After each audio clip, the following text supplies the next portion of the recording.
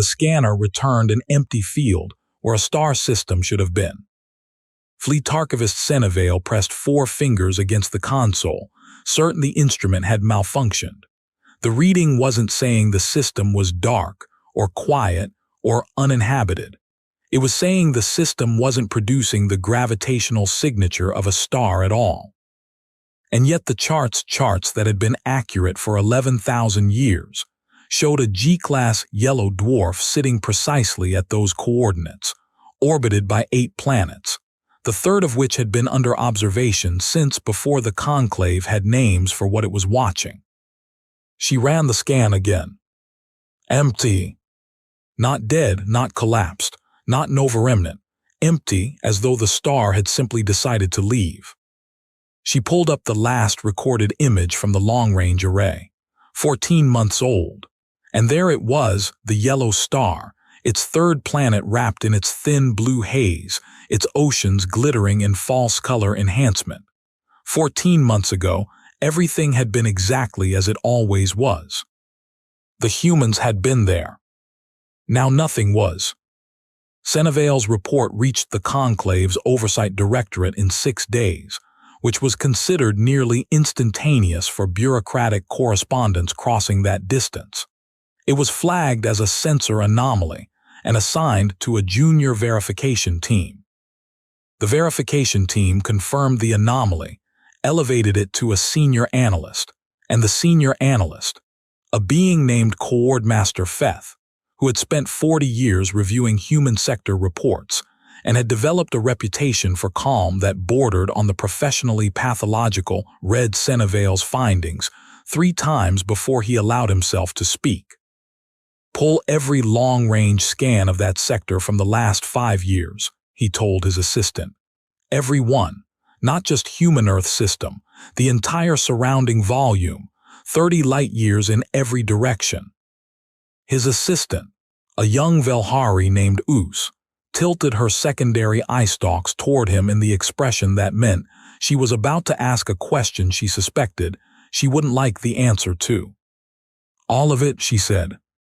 All of it, Feth said, and pull the human trade manifests from the last 8 years, every registered cargo vessel, every reported construction project, every resource acquisition they declared to the Interstellar Commerce Authority. That's going to take time. I know, Feth said. He was quiet for a moment, looking back at the scan report in his hands. Pull the unregistered ones too. Oos went very still. They're required to disclose. I know what they're required to do, Feth said. Pull the unregistered ones. The data took 11 days to compile. On the 12th day, Feth sat in his office with every display surface in the room covered in information, and he understood for the first time in his career that he had been looking at the wrong thing for 4 decades. Not just him, everyone. The entire conclave's monitoring apparatus, every analyst and archivist and compliance officer who had ever filed a report on humanity had been looking at the wrong thing. They'd been watching the humans, watching what the humans built, watching what the humans mined and fabricated and launched and registered. They hadn't been watching what the humans didn't *register. He called Senevale directly, an unusual breach of the standard communication hierarchy that told her immediately that something was wrong. How many resource extraction events did the humans report to the ICA in the last decade? She asked, before he could speak. He blinked. You already found something. How many? She pressed. Officially, 4,612 declared operations across their home system and 3 authorized colony sites. He paused. But that's not what you're asking. No, Senevale said. I'm asking about the mass balance. The silence between them lasted 4 full seconds, which was a very long time in a conversation between people who understood what a mass balance discrepancy meant. The humans moved 40 times more raw material than they reported, Feth said quietly. I noticed it 2 days ago, and I thought I had made an arithmetic error. I checked it 6 times. I counted 60 times more, Senevale said. I've been checking for 9 days. They were not the same number. That was the third thing, and it arrived like a blade between the shoulder blades of every assumption Feth had ever built his career on. Senevale had counted 60 times the reported extraction. He had counted 40. They were looking at the same data and arriving at different figures, which meant there were at least 2 separate undisclosed operations happening simultaneously, categorized differently enough that 2 competent analysts could observe them independently and not realize they were seeing parts of the same thing. The humans hadn't hidden one secret program. They had hidden at least 2, and both of them were enormous. Feth submitted a Priority 1 request to the Conclave Oversight Council the same afternoon. In 40 years of service, he had never submitted a Priority 1. He included a single summary line, because he could not think of a way to make the situation sound either more or less alarming than it already was. It read, "The humans have removed a significant fraction of their solar system's total mass, and we do not know where it went." The Conclave's initial response was institutional in the way that large, powerful organizations respond to information that threatens the assumptions underlying their authority. They sent a small delegation to ask the humans directly, and they expected the humans to explain. The delegation arrived at the designated diplomatic coordinate 42 days after Feth filed his report. It was a standard meeting point, a neutral zone station the Conclave maintained near the boundary of what had been human-registered space. The station was staffed. The docking protocols were observed. Everything was procedurally correct. The humans sent 2 representatives.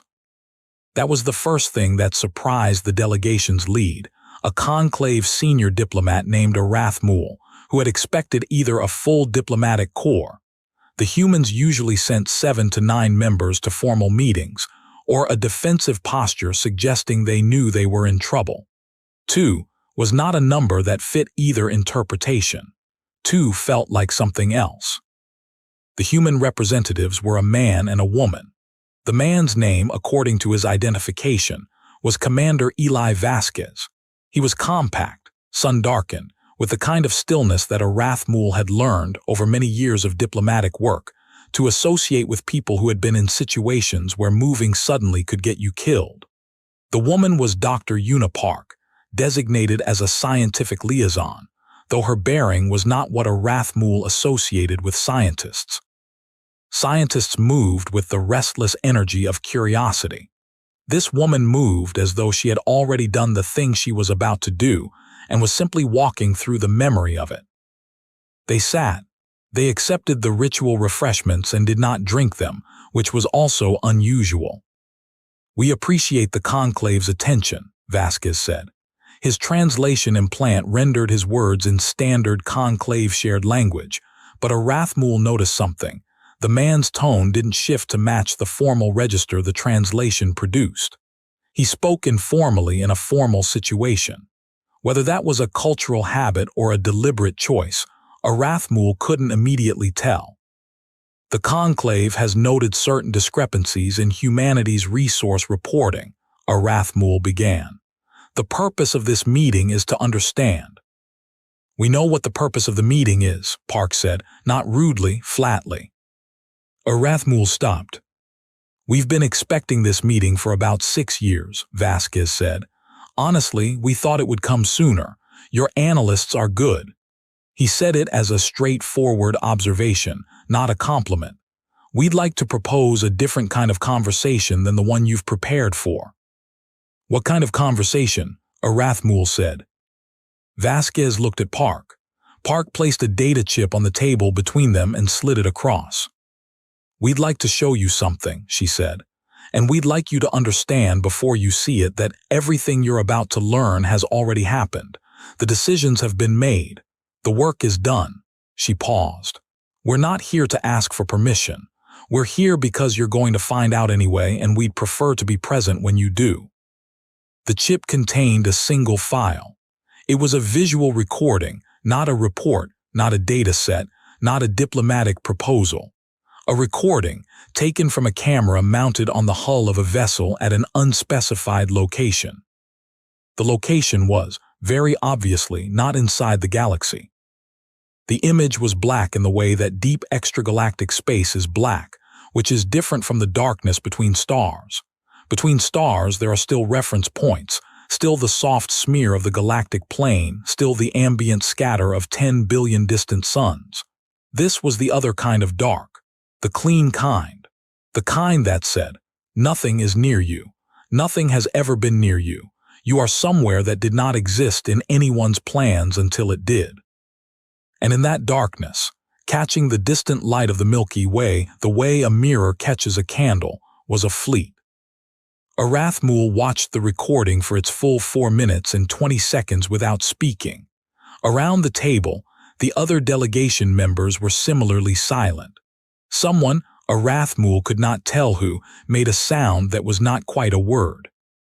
The fleet was large, very large. The kind of large that, when Arathmul's mind tried to slot it into the category of asterisk things humanity is capable of building, it produced an error and went quiet. "How long?" Arathmul said when the recording ended. "Building," Vasquez said, 63 years. "You've been building this for 63 years, and we didn't." One of the delegation's junior members stopped himself. "Notice," Park said without any particular inflection, "you were looking at the right place. Earth, the home system, the declared colonies. You were very thorough." A brief pause. "We just weren't building it there." 63 years. Arathmul spent 3 sleepless cycles after the meeting trying to reconstruct what the Conclave had known about humanity 63 years ago, which was, in the end, quite a lot. Humanity had been a watch species for almost 90 years at that point. The observation had been careful. The documentation had been extensive. The Conclave had known about the humans' wars, their economics, their political fractures, their technological adolescence. They'd known about the resource pressures, the growing tension between the major nation blocs, the early interstellar drive tests that had been so improvised and poorly shielded that Conclave observers had briefly debated whether intervention was necessary purely on safety grounds. They had known all of that, and inside all of that, somehow, the humans had been doing something else. Not instead of the chaos, alongside it, through it. The political fractures, the wars, the failed states, and the economic crises, all of that had been real, clearly real, and yet simultaneously, in secret, something had been organized with enough discipline and secrecy to build a fleet at the edge of the observable universe, without a single member of the Conclave's observation corps, detecting even the logistics chain that would have been necessary to sustain it. That was the question that was starting to displace the fear in Arathmul's mind. Not what had been built, but how. Not the engineering, the human part of it. How do you organize 63 years of coordinated effort across a species that, in Conclave documentation, was described in almost every report as being constitutionally incapable of sustained collective action? The answer was somewhere in the data chip. Arathmul was increasingly certain of this. The answer was in the recording, but it wasn't the fleet. It was the darkness around the fleet. The humans had chosen somewhere that nobody would look. They had not built defenses first.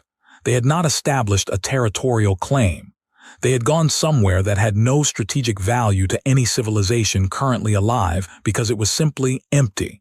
Too far, too resource poor, too cold and distant and featureless to be worth the cost of reaching. They had built where nothing expected them to build. "They knew we were watching," Feth said, when Arathmul brought this observation to a joint review call 4 days later. "They've known for decades." "That's what the manifests suggest," Oos said from beside him. She had not stopped working since Feth's original discovery, and she looked at every declared operation, every registered extraction. It's too clean, too consistently within the variance bands we use for compliance flagging. Real operations have irregular spikes. These look like someone who understood our detection thresholds and stayed just inside them, deliberately. They were managing our perception of them, Arathmul said. Yes, Feth said, for a very long time. The room was quiet. What did they tell us they were spending their resources on? Arathmul asked. Oos checked her notes. Infrastructure expansion, terraforming research, atmospheric processors for the second and third colony worlds, defense grid upgrades on the home system, technically authorized under the self-defense provisions of the Accord, medical research programs. She paused. Several of the larger budget items were declared as, quote, long-term speculative exploration programs, non-commercial asterisk. Exploration, Arathmul repeated. They weren't wrong, Feth said quietly. They did explore. They explored for 63 years. He looked at the image of the fleet, which was still displayed on the wall of the conference room, where it had been since Arathmul had shared it with the broader team. They just didn't explore anywhere near here. It was Oos who found the construction logs.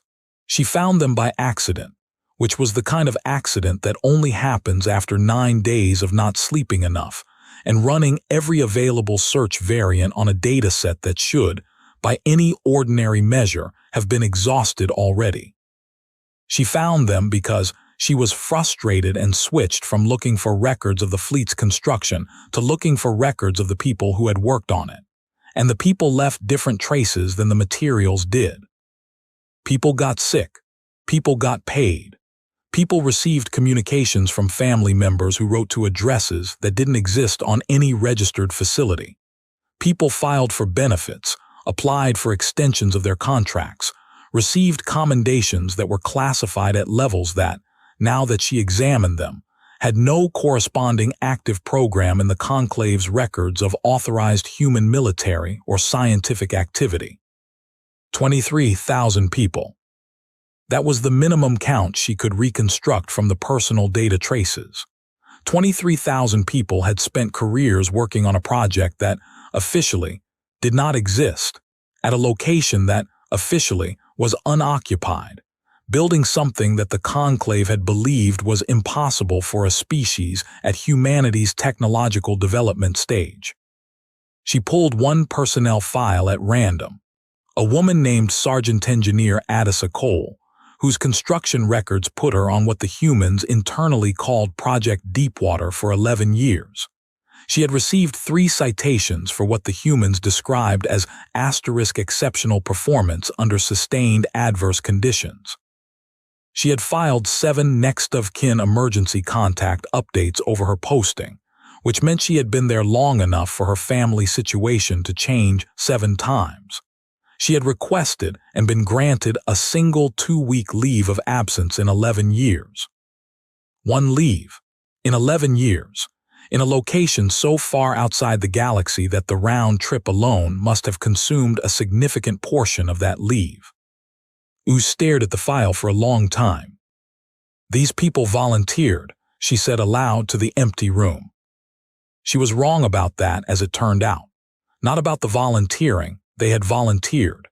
Every single one of the 23,000 could be traced to a voluntary recruitment process, which itself had been hidden inside legitimate human government programs in ways that would have been, in Oos's professional estimation, genuinely impressive, even if the thing being concealed had been something simple. The thing being concealed was not simple. She was wrong about the asterisk reason for the volunteering. She had assumed, and she recognized in retrospect, that this was the kind of assumption that only feels invisible when you've never had to examine it. She had assumed that the humans who went to the edge of the observable universe to build a secret fleet had done so for strategic reasons. Security reasons. The logical reasons a civilization sends its most capable people to do its most critical work. She found the actual reason in an internal memo that had been included in the data chip, buried 6 levels deep in a directory structure that suggested the humans had expected it to be found, and had organized it so that whoever found it would have to have worked hard enough to be ready to understand it. The memo was dated 41 years into the project. It was addressed from a person identified as Director General of Project Deepwater to all senior staff. It was 11 paragraphs long and almost entirely operational. The 11th paragraph was 4 sentences. It read, "You've all asked at one point or another why we're doing this. Not the strategic rationale, you know that. The personal reason. Here it is. The Conclave has been watching us for 90 years. They have been deciding what we're capable of, what we're allowed to build, how dangerous we're permitted to become, for 90 years. They have been setting the ceiling on our future. Project Deepwater exists because we decided to have a ceiling conversation from a position where the ceiling is already above their heads." Oos read it 3 times. She thought about the fleet in the dark beyond the galaxy. She thought about the 23,000 people who had spent their careers there, one of whom had taken one leave in 11 years. She thought they weren't afraid of the Conclave finding out. And then, arriving 2 seconds later, they were afraid of the Conclave finding out too soon. That was the reinterpretation. That was the moment everything Feth and Arathmul and the entire Oversight Directorate had been assuming snapped into a different shape, and the shape it made was so much larger than the original that Feth, when Oos brought him the memo, had to sit down. "They weren't hiding from us," he said. "They were buying time," Oos said. "Until the fleet was done." He looked up. The system going dark, the home system, Earth, the star, that wasn't a disaster. That wasn't something that happened to them. "No," Oos said. "I checked the timeline. The star's signature vanished 3 months after the recording on the chip was taken, 3 months after they showed us the fleet." "They moved," Feth said. "They moved," Oos confirmed. "The whole population, Earth, the colony worlds, all of it. Voluntary relocation to," she paused. "I don't have a destination, I have a direction." "Out," Feth said. "Out," she said. The silence this time was different from the previous silences. It was not the silence of shock or confusion, or the grinding of institutional machinery trying to categorize something it had never categorized before. It was the silence of a much simpler and more personal feeling. Feth recognized it, eventually, as the feeling of watching a door close behind someone who had already left, and realizing you'd never ask them where they were going because you'd never believed they could go anywhere you weren't already watching. The Conclave convened an emergency session 11 weeks after the meeting with Vasquez and Park. It was the first emergency session in 60 years, and the chamber was full in a way it hadn't been in decades. Representatives who normally attended by proxy were physically present, which told Arathmul, sitting in the diplomatic section, that the news had reached everyone and everyone had decided that this was not a session to be represented at one remove.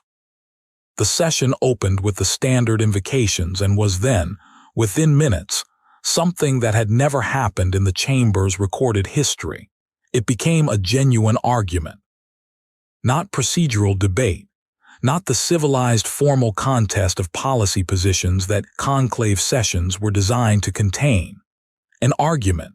Multiple voices, multiple species, overlapping and unresolved, pushing back against each other with an urgency that the chamber's acoustic architecture had not been built to accommodate. "They have violated the Resource Disclosure Accords," said the Velhari block's primary representative. 63 years of undisclosed extraction.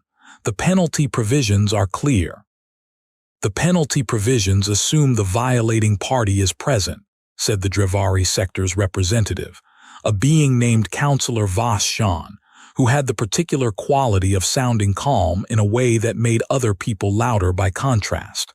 "Humanity is not present. Where would we serve the penalty?" "We don't know where they are." "Precisely. Then we find them." "With what?" Vashon said. "They left. They built a fleet we didn't know existed, in a location we didn't know they were using, moved their entire population without triggering a single migration alert across 90 monitoring systems, and they departed, if they chose not to be found. Nothing is unfindable. That fleet," Vashon said, "is the size of a small civilization's entire industrial output over 3 generations. They built it at the edge of the observable universe. If they don't want to be found, they will not be found. Not by anything we currently have. Another voice. This is not about finding them. This is about what their departure means for the Accord framework. If one species can simply remove itself, another representative said, the humans removed themselves from our jurisdiction. The word fell into the argument and stopped it briefly. Removed. Because that was what they'd done, wasn't it? They hadn't fled. They hadn't been expelled. They had, over 63 years, built an alternative, built the capacity for an alternative. And then, when it was ready, they had simply chosen it over the existing arrangement. I'd like to say something, Arathmul said from the diplomatic section. The chamber turned toward the voice. I met with their representatives, Vasquez and Park. I've been reviewing that meeting for 11 weeks and I think we've been asking the wrong questions. Arathmul stood. We've been asking, why did they hide the fleet? Why did they leave? What were they planning? And the right questions, Vashon said. The right question is, how long did they know they were going to do this? Arathmul said. Not when did they decide. When did they no asterisk? The room was quiet. Because if they've known since the beginning, since before the Accord, since before first contact was formalized, since before we had a monitoring apparatus in place, then they weren't violating our framework. They were operating inside it strategically, exactly long enough to complete something we couldn't have stopped even if we'd seen it clearly, which means they never saw our framework as binding. Arathmul paused. They saw it as a resource. They used the Accord and the reporting requirements and the compliance relationship and 60 years of diplomatic normalcy, the way an engineer uses scaffolding. And when the structure was complete, they removed the scaffolding and walked away. Nobody spoke. The question isn't what we do about the humans, Arathmul said. The question is what we do about the fact that we watched a species for 90 years, documented their every public action, maintained compliance oversight across their entire declared civilization, and we had no idea. We had genuinely no idea. We thought we understood them. We thought they were legible to us, and they were not. What Arathmul didn't know, standing in the chamber, was that the data chip still had 3 files they hadn't opened yet. Oos found the second file 48 hours later, running a recursive index on the chip's directory structure on the theory that a species sophisticated enough to organize Project Deepwater was sophisticated enough to put things in places that required effort to reach. She was right. The second file was a technical document. It was specifically a partial construction manifest, not for the fleet itself, but for a second project referenced in the manifest's header as Phase 2 asterisk, for which the fleet was apparently the logistics infrastructure. She read the document for a long time, then she called Feth. What is Phase 2? He asked. I don't fully know, she said. The manifest is partial, deliberately. They gave us enough to understand what they're building without enough to understand why. She was quiet for a moment. But based on the material requirements listed and the energy generation specifications and the site parameters. Tell me. They're not building a fleet base, she said. They're building a facility, something fixed, something permanent, at a location the manifest describes only as, she checked the file again, quote, asterisk a position with clear sightlines to the galactic core and the 3 nearest satellite galaxies asterisk. Feth was silent for a long moment. That's not a defensive position. No, Oos said. That's an observation post. It's bigger than an observation post, Oos said. The energy specifications alone would require, she stopped. What? A dedicated stellar tap, she said. They've captured a star, a small one but a star, for power, for whatever this facility does. The number of civilizations that had ever successfully constructed a stellar tap facility could be counted on one hand, and none of them were less than 4,000 years into their technological development. Humanity, by the Conclave's assessment, had achieved faster-than-light travel 61 years ago. 63 years, Feth said quietly, as if running the arithmetic helped him believe it. They didn't build it alone, Oos said. They couldn't have, not on that timeline, but the manifest doesn't list any other species as participants. Then who? I don't know, she said. That's the part they didn't give us. The third file was a message, a direct message addressed to the Conclave Oversight Directorate. It was recorded on the same day as the fleet footage, and it was Vasquez on camera, alone, speaking without notes. He looked tired in the recording. Not distressed, tired in the way of someone who has completed something very large and is still in the middle of the weight of it. I know there are people in your organization who are angry right now, he said. I know there are people who feel deceived. I want to acknowledge that. We did deceive you in the sense that we maintained a false image of our limitations for 60 years. That was deliberate, and I won't pretend otherwise. He looked directly at the camera. But I want to tell you something about why. He paused. Your analysts are going to find the personnel files. 23,000 people who spent part of their lives out there. Some of them spent most of their lives there. They went voluntarily, which you'll also find. And I want to explain something about that too, because I think it's the thing you're going to understand least about us. He leaned forward slightly. None of them went because they believed the project would succeed in their lifetime. Some of them knew they would die before the fleet was finished. Some of them died before it was finished. They went anyway. They went because someone has to go, and they were willing to be the ones. That's it. That's the whole explanation. Oos had read enough human documents at this point to recognize that this was not a rhetorical strategy. This was Vasquez saying something he believed was simple, without understanding that every civilization that had reviewed human history found this particular thing. Someone has to go, and I am willing to be that someone, to be the least comprehensible fact about the species. We're not leaving because we're angry, Vasquez continued. We're not leaving because we think you're wrong or because we're planning something against you. We built something of our own because we wanted something of our own.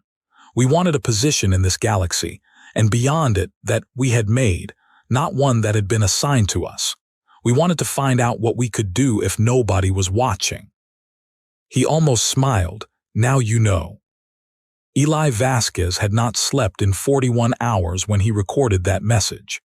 He had recorded it on the third attempt, alone in a room on the station, after 2 previous attempts that he had reviewed and deleted on the grounds that they sounded like either a justification or a threat, and he wanted it to sound like neither. He did not tell the conclave about the cost. He had decided, when preparing for the meeting, that some things were not explanations and were not apologies and were not information. They were simply human, and explaining them to someone who hadn't lived them would make them sound like a calculation instead of a truth. The cost was this. 17 of the original 23,000 had been alive when the fleet was completed.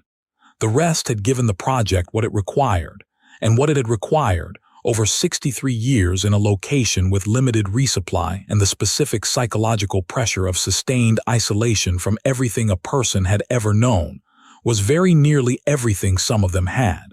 He had read every personnel file. Everyone. He had not been required to do this. His role was operational, not commemorative, but he had done it because he believed someone should know every name. He knew every name. The fleet existed. It was real, and it was enormous, and it was theirs. And 17 people were alive to see it, and the others had simply trusted that someone would finish what they had started. The conclave did not pursue. It debated pursuing for several months, and the debate was substantive and serious and ultimately arrived at the conclusion that Vashon had articulated in the emergency session. There was nowhere to serve the penalty. The humans had restructured the premise of the relationship, had been restructuring it for 63 years, and the conclave's enforcement architecture was built for a universe in which that was not possible. They issued a formal declaration of concern. They revised the Accord's disclosure provisions. They funded a study commission. The study commission worked for 4 years and produced a report of 800 pages, the final section of which was titled, "In a Moment of Institutional Clarity That Surprised Everyone Who Read It, on the Limits of Observation as Control**." The section concluded with a paragraph that Arathmul later learned had been drafted and redrafted 14 times before the commission settled on its final form. It read, "The error of the conclave's human sector monitoring was not insufficient data collection. The monitoring apparatus collected extensive data and drew accurate conclusions from what it observed. The error was the assumption that what could be observed constituted what was happening. This assumption is foundational to the entire monitoring framework and to the broader theory of civilizational oversight upon which conclave authority rests. The human case suggests this assumption is incorrect in a category of case we had not previously considered: species that deliberately design their visible behavior to be maximally legible while maintaining a secondary behavior set that is designed to be invisible to the observation methods they know are being used. We did not fail to watch the humans. We watched the humans very carefully. They simply understood, far earlier than we recognized, that we were watching, and they used that understanding." Arathmul read the section and thought about Park sitting across the table in the neutral zone station, placing the chip down and sliding it across with the calm of someone who had done the thing and was no longer worried about it. "We're not here to ask for permission," she had said. "We're here because you're going to find out anyway." They had been right about that. They had been right about the timeline, within 3 weeks. They had modeled the conclave's detection capacity accurately enough to know precisely when discovery was inevitable, and had arranged to be present for it, had arranged to guide the conclave's understanding of what it was discovering, which meant they had spent some portion of the project not just building the fleet, but planning how the fleet's existence would be revealed. That was the thing that stayed with Arathmul long after the Commission's report, long after the revised Accords, long after the political turmoil inside the conclave settled into the new permanent condition of knowing there was a human fleet beyond the galaxy of unknown purpose and unknown future intent. The thing that stayed was simpler and more personal than any of the institutional questions. It was the image of 23,000 people working in a place so far from anything familiar that the Milky Way, the entire galaxy, with its 400 billion stars, was a smear of distant light smaller than a thumbnail held at arm's length, working there for years, for decades, some of them dying there, all of them doing it because it was necessary and they were willing and someone had asked. No species in the conclave's history had done anything like it. Not at that scale, not at that distance, not with that patience, not with that specific combination of coordinated secrecy and voluntary individual commitment. The conclave's psychology division published 3 papers on the question of how such commitment was achieved, and all 3 papers eventually arrived at the same unsatisfying answer. It wasn't achieved by any mechanism the division could model. The humans hadn't incentivized it in any way that would have been sufficient by any species' rational calculus. They had simply asked, and the people they asked had said yes, and the people who said yes had kept saying yes for the rest of their lives, and some of them had died before the thing was done, and the ones who came after them had kept saying yes anyway. The facility was completed 8 years after the fleet's reveal. The conclave detected its first signal output at year 9, an enormous burst of directed observation energy aimed, as the construction manifest had specified, at the galactic core, and at the 3 nearest satellite galaxies, and at something else. Something the manifest had not specified. Something pointed further out than the satellite galaxies. Further out than anything the conclave's own long-range arrays were designed to reach. Something was out there. The facility was looking at it. Us spent 6 months running the output signal through every interpretive model available and produced. At the end of those 6 months, a result that she checked 47 times before she let herself believe it. The humans had found something. Not built something, found something.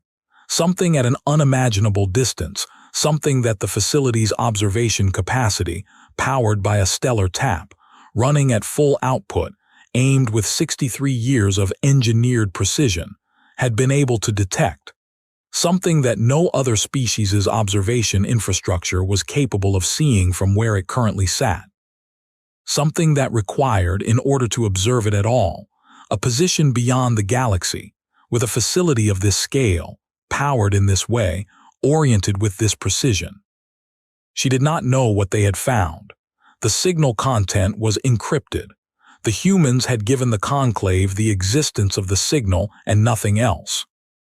She filed her report and sat in her office and looked at the wall where the fleet image had been displayed for 9 years, the image of the fleet in the clean dark beyond everything, and she thought about the memo, the 11th paragraph, the 4 sentences.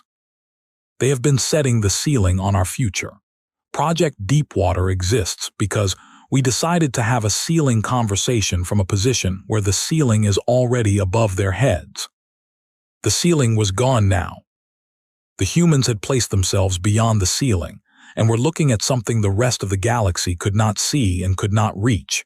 And they had done it by starting 63 years before anyone realized there was a project, by using their own observed vulnerability as a kind of camouflage, by asking 23,000 people to give their working lives to something they might not live to see finished, and by simply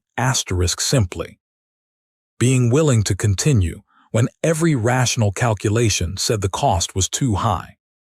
Uz had been a conclave analyst for 12 years. She had read the species assessments. She had reviewed the monitoring data.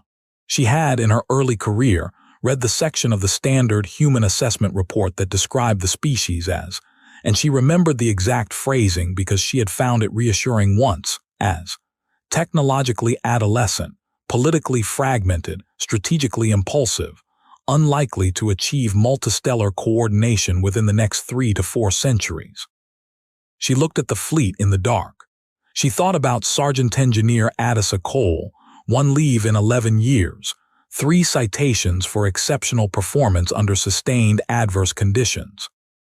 She thought about what it meant that the humans had not been angry, not scared, not triumphant. They had simply shown the conclave the chip and said, "Here is what we did. We wanted you to understand it from us." The galaxy had spent 90 years believing it understood humans. It had been wrong in a direction it couldn't have predicted, because the error wasn't in the data had been accurate. The error was in the question underneath all the other questions, the question nobody had thought to ask because the answer seemed obvious. What are the humans willing to do? The answer, as it turned out, was, go further than you can follow, take longer than you can wait, pay more than you think anyone would pay, work in the dark for 63 years in a place too far away for their own galaxy to be more than a smear of light, and keep working, and ask the next person to keep working when they're gone, and trust that someone will finish it and be right about that. Not because they were the strongest species in the galaxy. Not because they were the most advanced or the most unified or the most technologically sophisticated. Because they were the species that looked at the ceiling and didn't see a limit. They saw a starting point. Somewhere beyond the galaxy, in the dark that had no name in any conclave language because no conclave language had needed a name for it. A human facility hummed with stellar power and looked at something nobody else could see. And whatever it saw, it was still looking, and it would keep looking, and the 23,000 people who had made that possible were written into the foundation of it, their names known to at least one man who had made sure of it, carrying them into a future that the conclave, for all its 11,000 years of careful watching, could no longer map. The door had not closed. It had opened onto a place they hadn't known was there.